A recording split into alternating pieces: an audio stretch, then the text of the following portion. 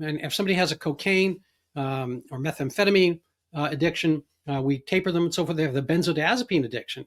We taper them. We send them on their way. Pretty much every drug we say, oh, that's, I mean, I'm going to stipulate these are all issues, and they can be traumatic issues and they can be very severe. Alcoholism, has far more kind of physical decay attendant to it than narcotic usage does. Whatever.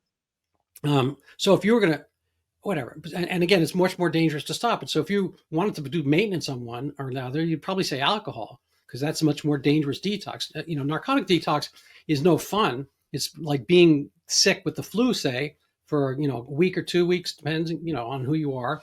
But people who go to prison, I think nowadays they're doing a lot of narcotic replacement in prison. But historically, you go to prison and it's miserable.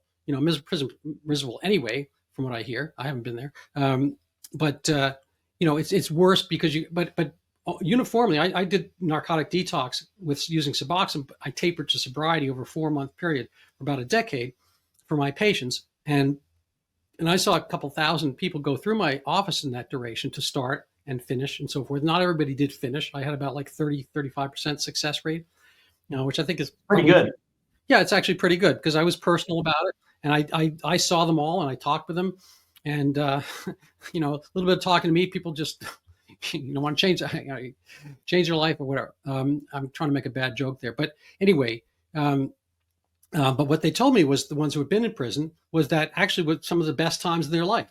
They were forced to maintain sobriety, as it were, and they were working out. They get physically stronger. They gained weight. They gained health, and so forth. And a lot of times they maintained it, not maintained it with drugs, but maintained that sobriety for a given length of time. Obviously, if they were seeing me, they didn't fully forever. So people have, lapses and they have relapses and so forth. But the concept of kind of putting somebody on the hair of the dog in the alcohol term to put them back on the drug in which they, have an issue, I think is, I personally think it helps the prescribers, the methadone clinics, the Suboxone clinics. It may kind of help the patient in the acute sense that he doesn't have to detox, but I don't really think it helps his soul.